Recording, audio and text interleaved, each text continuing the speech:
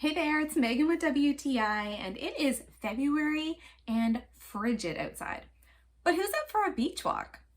I am, now that I have this Fitouch down-filled coat. The color of this coat is absolutely gorgeous.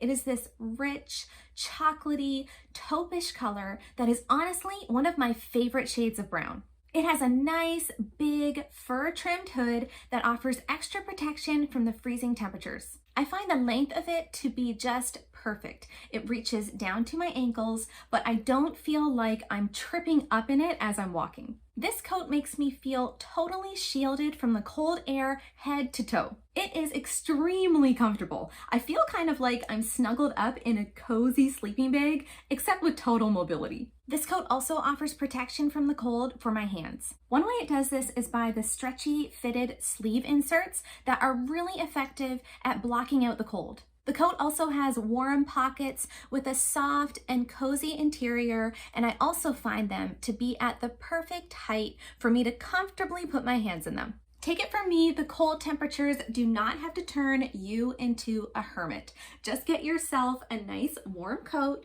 like this Fitouch coat and get out there and enjoy winter. And that's my point of view.